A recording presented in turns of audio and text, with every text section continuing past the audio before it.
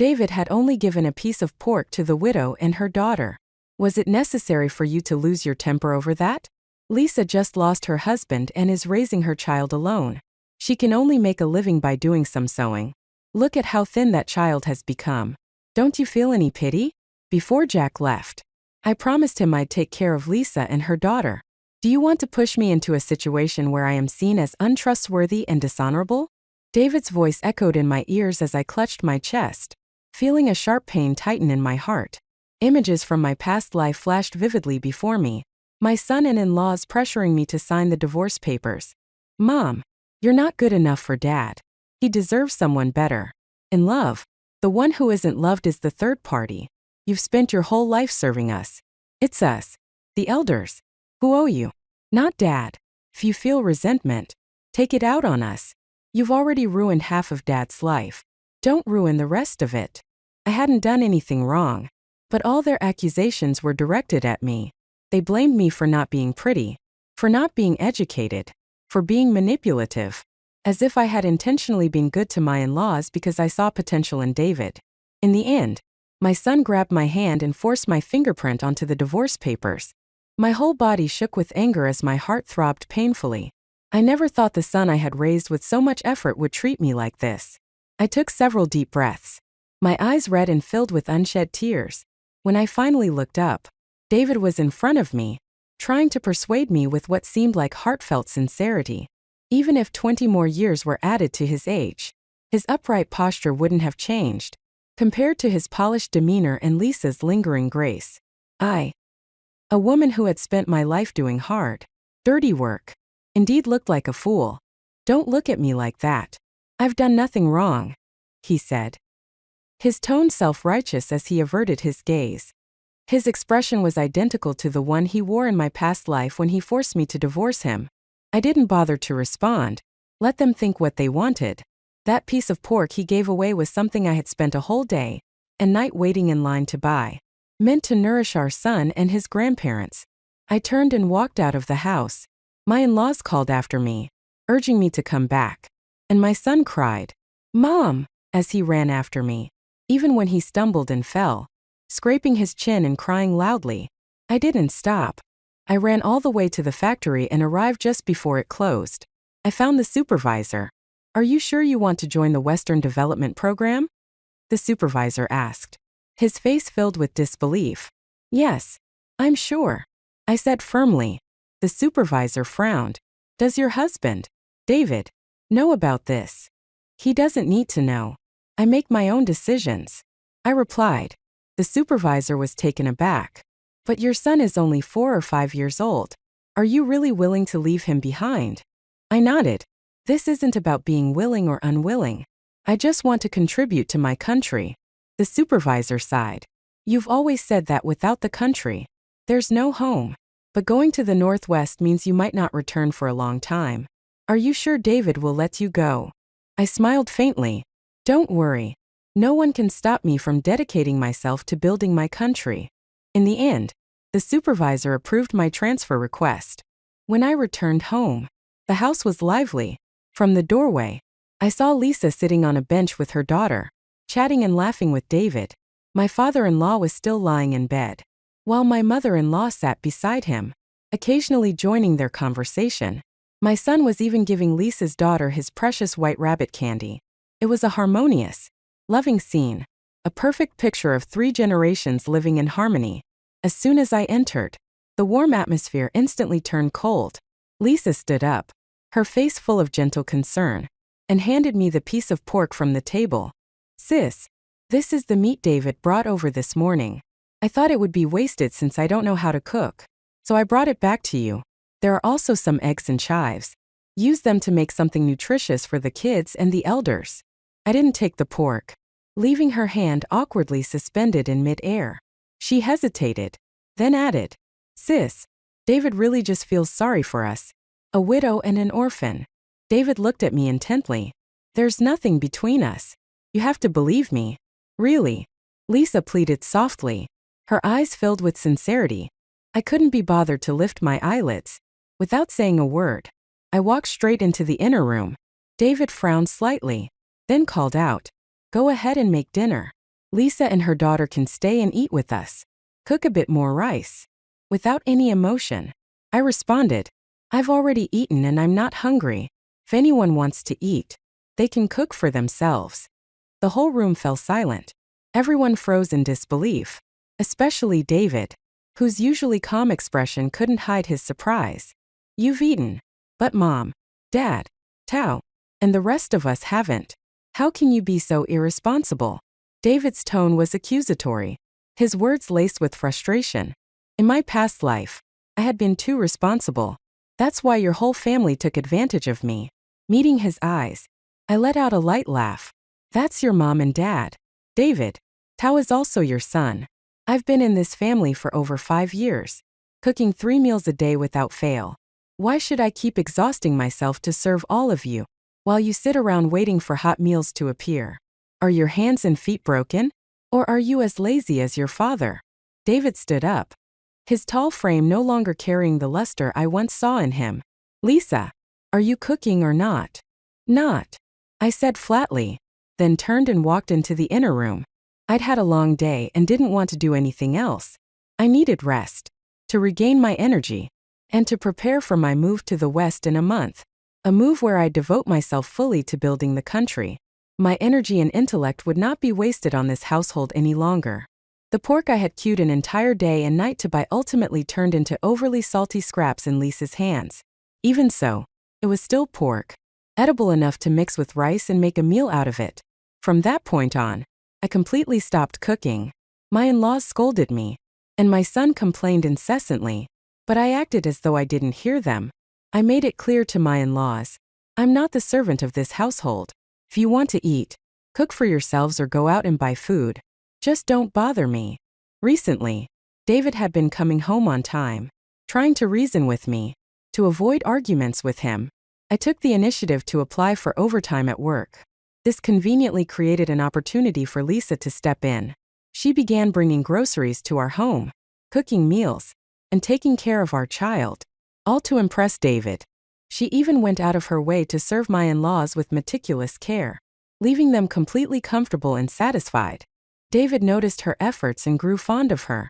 Meanwhile, I tried to come home as late as possible, giving this pair of star-crossed lovers ample time to cultivate their feelings. Let my son experience a stepmother's love. Let my in-laws enjoy the happiness of being cared for by a beautiful daughter-in-law.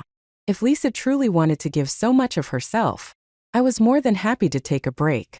But the truth was, she wasn't cut out for such tasks. Coming from a pampered background, she couldn't carry heavy loads or handle hard work. She nearly set the kitchen on fire while cooking, and her hands swelled like balloons from an allergic reaction after washing clothes. The household chores piled up every day, and everyone's eyes turned to me, expecting me to step in and handle everything. Their remarks carried thinly veiled accusations. Isn't it a daughter-in-law's job to take care of these things? You're being unfilial. David works so hard every day. How can you be so inconsiderate? Your son is so young, and yet you, his mother, won't even feed him properly. I looked at my son, who was crying loudly in my mother-in-law's arms. His little face red and tear-streaked, but I felt nothing, not even a ripple of emotion. Let him cry. He'd stop when he got tired. Let him make a fuss. He'd quiet down eventually. My in-laws weren't my parents, and as for my son, I was prepared to let him go too.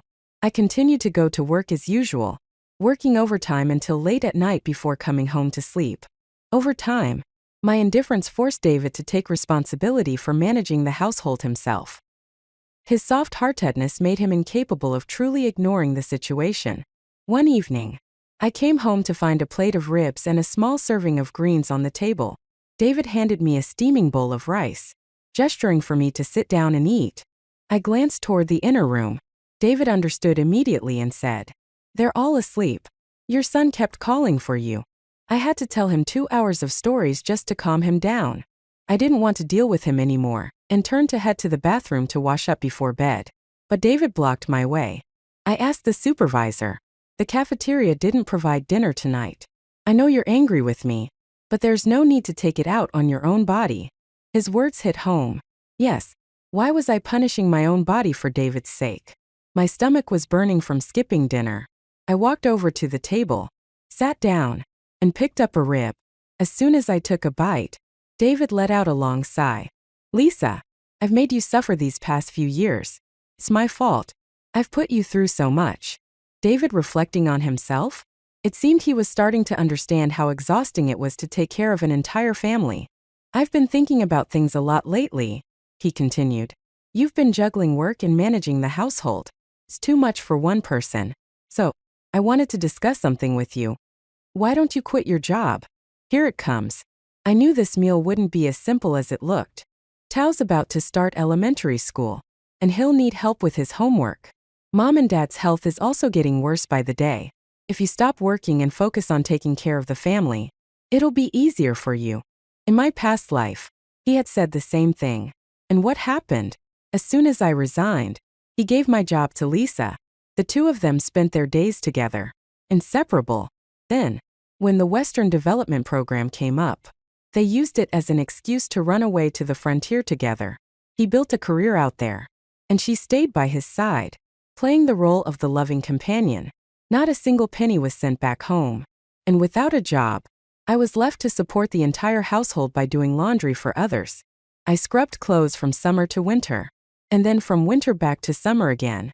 My hands were covered in chilblains and calluses. I still vividly remember the day David and Lisa returned from the frontier.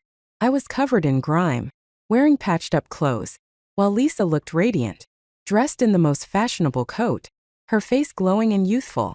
I sneered coldly at David and said, "But your parents would much rather have their son by their side. Our salaries are about the same. Does it really matter who earns the money? Why don't you quit your job? And I'll take care of the family." David's face darkened instantly. I'm a man. How can I let a woman support the household? I laughed even louder. Exactly. You're a man. You shouldn't need a woman to support the family. But where has your salary gone all these years? Did it ever benefit this household? His guilty expression was all the answer I needed. I've been saving it. I'll use it when the time comes, he mumbled. I put down my chopsticks, went into the room, and brought out the metal box where we kept our savings. I opened it, pulled out his bank book, and threw it in front of him. You withdraw your salary every month. What have you been doing with it? Care to explain? Or perhaps you can show us where you've saved it. David said nothing. I answered for him. You've been giving it all to Lisa and her daughter. Haven't you? That's why they can eat meat at every meal and wear new clothes every day. Meanwhile, your wife has been wearing shoes with holes in them for 2 years because she can't afford a new pair. Your son has to beg for milk powder. Your dad can't even dream of getting a wheelchair. And taking your mom to the hospital for her eye problems is completely out of the question. Your so-called filial piety is nothing but empty words. Words you use to make me fulfill your duties for you. David's frown deepened, but he still tried to justify himself. Lisa lost her husband. They have no source of income. Am I supposed to just stand by and watch them starve to death? I looked at him coldly. Then go ahead. Keep giving all your money to her and her daughter. Let them live well. I don't care. But since you're already giving all your money to Lisa, what will this family eat after I quit my job? Grass? Or maybe mud? David held his breath. His face flushed red with frustration, unable to come up with a response. After a long pause, he looked at me and asked, "What's gotten into you lately?" Before, no matter what I said or did, you would always agree without question. But now, you're argumentative, defiant. You're not the obedient person you used to be. Yes, I used to be submissive, clinging to him because I loved him. I did everything he asked, hoping he would remember my kindness, that he would return my love someday. But now, I've seen the truth.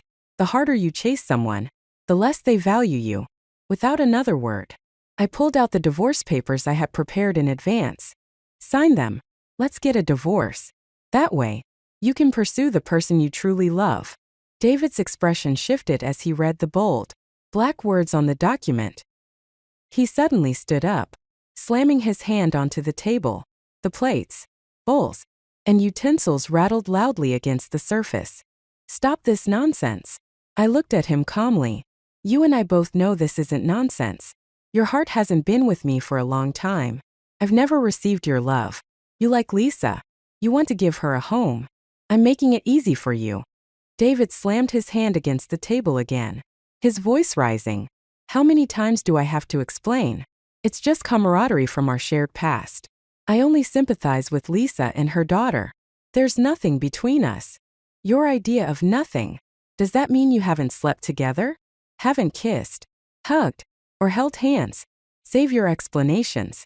I'm done listening. I opened the front door and motioned for him to follow me. I led him to a spot just beneath the window of our neighbor, Mrs. Zhang. She had a television, and neighbors often gathered there to watch shows and chat. It didn't take long before the neighborhood gossip turned to Lisa. Did you see Lisa today? She's wearing a new outfit again. That pastel color is just stunning.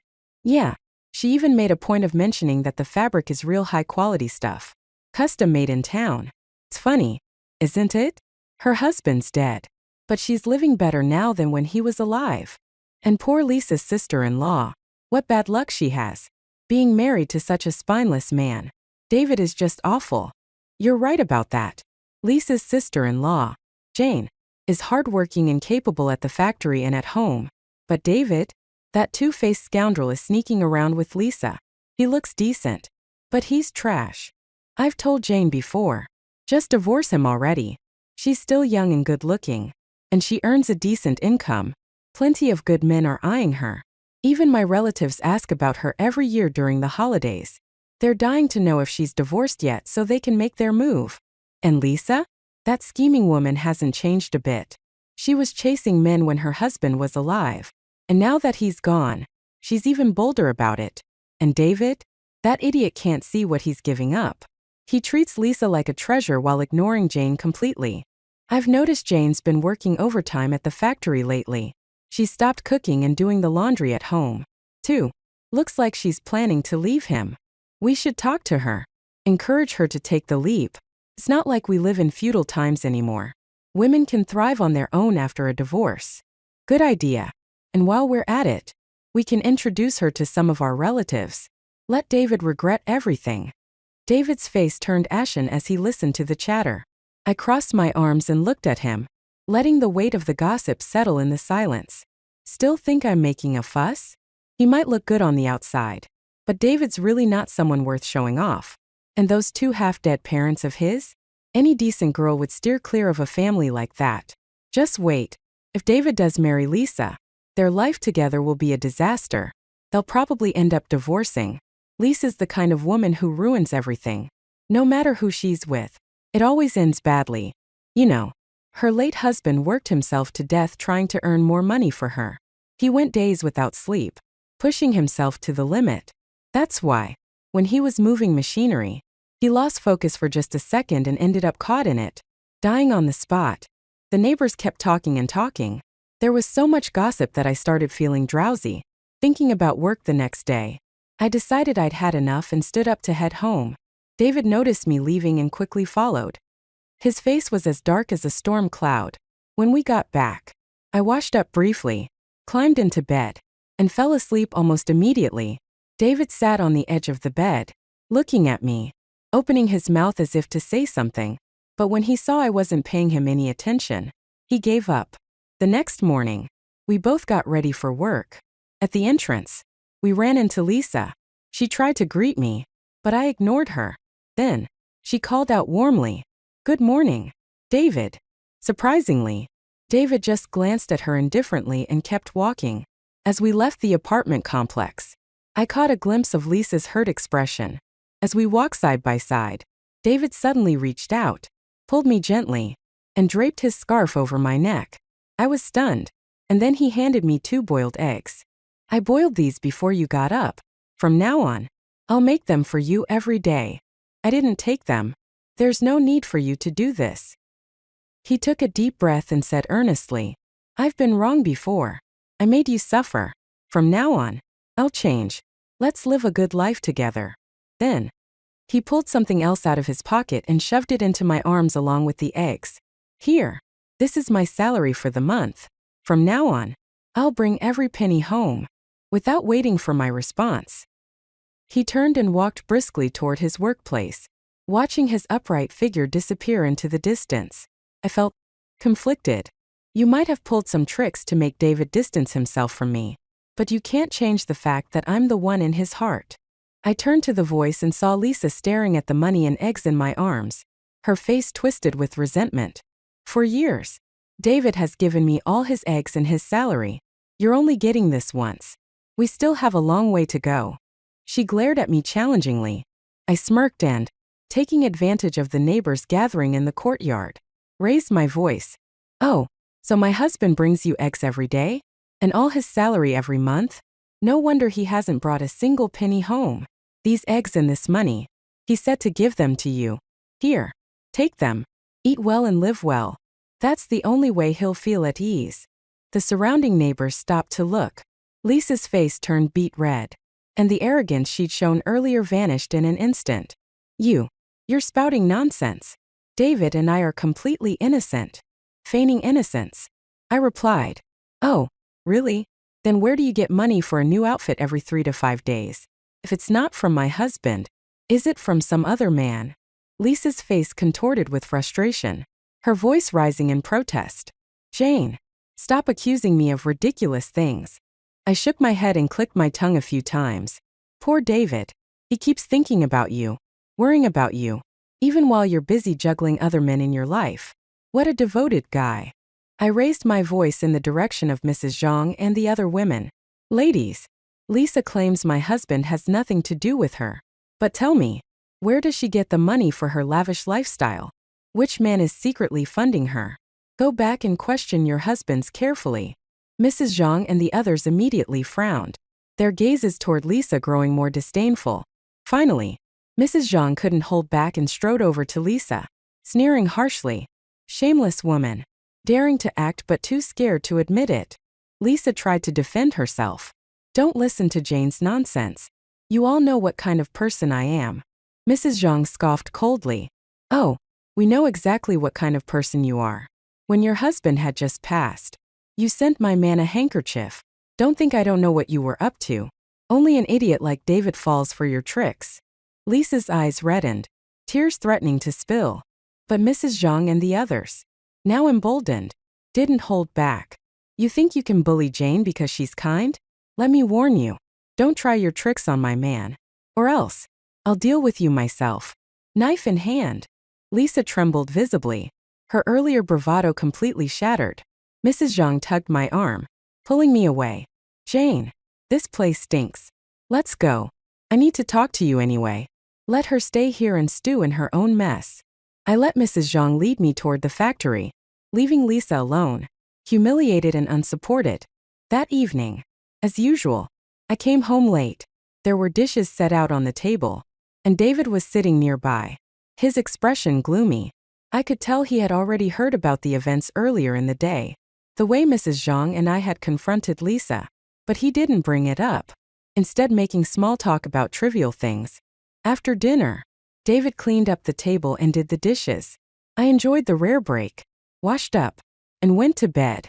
David sat on the edge of the bed, seeming like he wanted to say something, but he hesitated and eventually lay down beside me in silence. Whatever was on his mind, he kept it to himself. For the next 2 weeks or so, life was unusually peaceful, even when Lisa came by to see David with some excuse. He rejected her coldly, his expression indifferent. My mother-in-law, whose eyesight wasn't the best, still seemed to pick up on the shift. One day, she pulled me aside and said, Jane, David still cares about you the most. You shouldn't stay angry at him. Come home earlier and help him with the household chores. As long as you two work together, things will improve. I gave her a non-committal response, but deep down, I knew this peace wouldn't last. Someone as determined as Lisa wouldn't give up on someone like David so easily.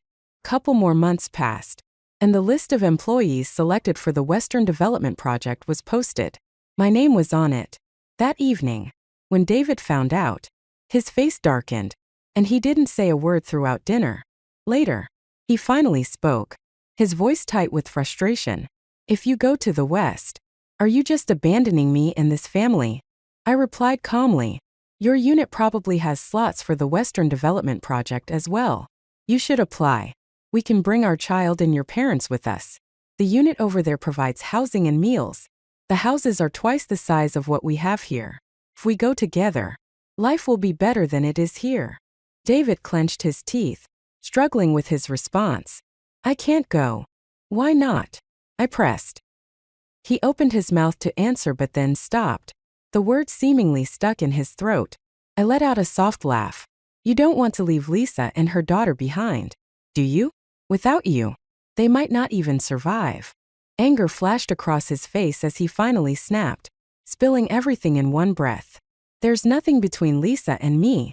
I've already given my salary to you, and I haven't had any contact with her for weeks. Why can't you just let it go? I pointed to the injury on David's arm.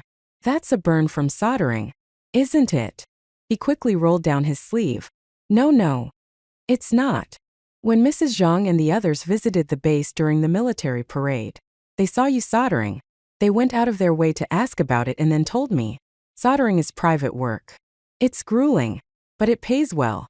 You can earn more in a month from that than you get from your military salary. And since that money never came to me, I assume it's been going to support Lisa and her daughter. Right. David's face was full of guilt. You can't just leave them with no way to live. I laughed softly. Then let's divorce.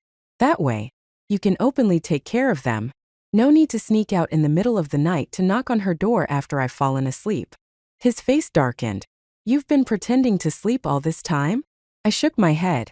You probably won't believe this, but Lisa herself told me. Impossible, he retorted, though his voice lacked conviction. I didn't argue. Instead, I grabbed his sleeve. Did Lisa patch this for you? He immediately yanked his arm away. No. She didn't. I didn't have the energy to continue arguing with a man who was clearly lying, so I turned and went back to my room to rest. Later, I overheard my in-laws calling David into their room for a conversation. Our house was small, and their words reached my ears clearly. For once, they were reprimanding him. We didn't say anything before because life was still relatively stable. But now, Jane has made her stance crystal clear. You need to make a choice. You can't have it all. Given our family's situation, if you truly want to be with Lisa, your parents likely won't survive much longer. She's not someone you can build a life with. Son, wake up already. Haven't you suffered enough these past few months? You're barely alive. Your body is covered in injuries. Is it worth it for a woman like her? Live your life with Jane and stop chasing things that aren't meant to be. Despite their age, my in-laws were still sharp. After a night of persuasion, David finally agreed to go to the Northwest with me. But could he actually go? The moment David submitted his application to join the Western Development Program, Lisa came looking for me. Her eyes were filled with rage as she glared at me. I've already endured so much. Why are you forcing me to die? I couldn't help but find her words amusing. How exactly am I forcing you to die? Without David's support, my daughter and I won't even have food to eat. Jane, you're so heartless. I stared at her coldly. Then why don't you bring your child and follow us to the Northwest? You can continue being the other woman. She screamed, her voice cracking. Go to the Northwest? How can I? I don't have the right documents or approval. If I go, they'll send me right back. Well, that's your problem for being so useless. I replied with a smirk. But I'll give you a suggestion. David has a soft heart, and you're good at manipulating him. Fake an illness or come up with some excuse to make him stay. Her brows furrowed as she hesitated. Would you really let him stay behind? I laughed. I'd be thrilled if he divorced me and stayed. Her eyes glinted with cunning as she began to plot. I knew she'd find a way to keep David from leaving. Meanwhile, I focused on preparing for my move to the Northwest. The supervisor had reminded me to stop working overtime and take time to pack, visit with family and friends, and tie up loose ends. After all, who knew when I'd see them again? I went door to door, sharing old memories and dreams for the future. David followed me everywhere, joining in the conversations. For a moment, it felt like a farewell tour of sorts. But then, news broke that Lisa had attempted suicide. Despite his usual composure, David panicked. He immediately abandoned me and ran to her house. By the time I arrived at the hospital, Lisa was alive but weak, cradled in David's arms. Tears streamed down Lisa's face as she clung weakly to David, her voice trembling. David, Please don't leave me. I'll be good. I'll listen. I won't interfere with your family. Just don't go. Okay? I'm begging you. Don't leave. Her pleas were so pitiful that even as a bystander, my heart softened for a moment. How could David, the man directly involved in this scene, resist? Naturally, we all heard his response. I'm not going. I won't leave. Stay strong, we're almost at the hospital. Don't worry. I'll take care of you and your daughter. The words spilled from his mouth like a vow, and everyone in the apartment complex heard it. The furrowed brows and exchanged glances said it all. When the ambulance arrived, David accompanied Lisa to the hospital. I stood with the other women, all of them waiting for my reaction. Mrs. Zhang hesitated, wanting to console me, but before she could speak, I broke the silence. Don't worry, ladies. I'm not upset. Not in the least. In fact, I hope you'll all be my witnesses. David is the one who betrayed me first. So when I push for divorce, I'll need your support. Mrs. Zhang immediately chimed in. Don't worry, Jane. A man like that will regret it. Divorce him. Who knows? He might end up being the one who can't live without you. The others nodded in agreement, their support warming my heart. David stayed at the hospital with Lisa for an entire week. During that time, he withdrew his application for the Western Development Project. When he returned, he didn't care about the judgmental stares from the neighbors. He carried Lisa back to our home, looking after her meticulously, cooking, cleaning, and tending to her every need. Yet even after all that, he refused to file for divorce. Even if you don't go to the Northwest, we're not getting divorced. You just have to trust me. There's nothing between Lisa and me. I swear. I'll never do anything to betray you. The irony of his promise was laughable. He'd already done so much to betray me, and yet he had the audacity to make such a declaration. Did he really believe that as long as he didn't sleep with Lisa, it didn't count as betrayal? Mrs. Zhang couldn't stand to see me being dragged down by such an irresponsible man. She rallied the other women, and together they began confronting Lisa daily. The insults they hurled at her were mild compared to their rage. If they had their way, they'd throw her into a pig cage. Lisa, humiliated by their attacks, naturally turned to David for comfort. Unable to resist her tears, David tried to mediate, but the situation only worsened. Eventually, David was forced to file for divorce. The higher-ups, aware of the situation, approved the divorce quickly. On the day the divorce certificate was issued, David looked at me with red-rimmed eyes. Did it really have to come to this? He sounded reluctant, almost regretful. I felt nothing but relief. You're the one who brought it to this point. I simply followed through. With that, I picked up my luggage and turned to leave. What about Tao? Don't you care about him at all? He asked, his voice almost pleading. I smiled and replied, everyone has their own path to walk from the moment they're born. Tao has his, too. Since you chose to stay for your parents, you can look after Tao as well. There's nothing more to think about. He grabbed my arm, his eyes filled with unspoken words. But I had no desire to hear them. Have some dignity, David. You've already betrayed me. Don't betray her too. Let me go. Jane, I can't let you go. But I've already let you go. With that, I boarded the train to the Northwest. David chased after me, but I didn't spare him a single glance. All I wanted was for the train to go faster, to take me far, far away. And so began my 30 years of building a new life in the Northwest. I remarried. My husband is a kind and wonderful man who treats me exceptionally well. Due to our busy work schedules, we never had children, but neither of us felt strongly about having them. Instead, we've enjoyed the simplicity of our life together. Over the years, I advanced from a factory worker to a factory director. With time and changing circumstances, I was later transferred back to my hometown, taking up a significant position managing the province's mineral resource development. My husband, ever supportive, moved with me. Life was calm, like a still river, until one day during an inspection in the countryside, I encountered David. He stood among a group of coal miners, his skin darkened from years of labor, his hair completely white, and one arm missing. His once tall and upright figure had become hunched and frail. His head was bowed, and his eyes, devoid of light, reflected a man worn down by time and hardship.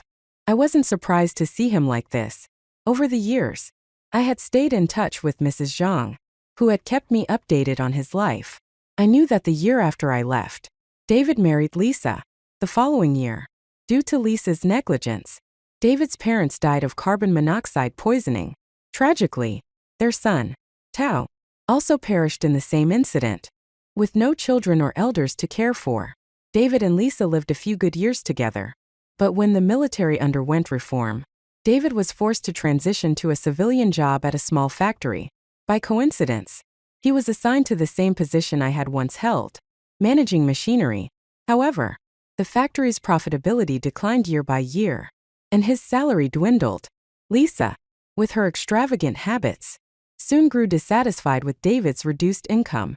In an effort to satisfy her vanity, David took on dangerous black market work to earn extra money. Lisa constantly compared him to other men, pointing out how they had bought cars or refrigerators. Soft-hearted and prideful, David worked tirelessly to provide for her. Over the years, Lisa maintained her youthful beauty, but David's appearance became utterly unrecognizable.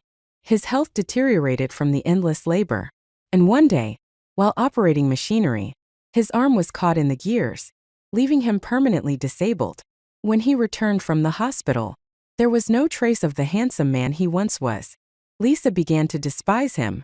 Unable to endure loneliness, she started an affair with the local tailor. The scandal came to light in David's own home.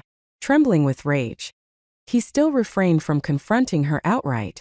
Even if they divorced, he wanted to end things with dignity. But then, while hiding in a cupboard to avoid a confrontation, he overheard Lisa and her lover talking. They admitted that Lisa had intentionally orchestrated the carbon monoxide poisoning that killed David's parents and son. Unable to contain himself, David grabbed a knife from the kitchen and killed Lisa in a fit of rage. Due to his past military service and the extenuating circumstances, he was sentenced to 10 years in prison. After his release, no one was willing to hire him. Out of desperation, he ended up working at a coal mine, where he remained for decades. As for Lisa's child, after David was imprisoned, the child ran off with a man, and no one knows their current whereabouts. As the inspection at the rural coal mine concluded and I prepared to leave, David stood by the side of my car, his eyes, filled with a mix of sorrow and longing, fixated on me. I walked over and greeted him warmly.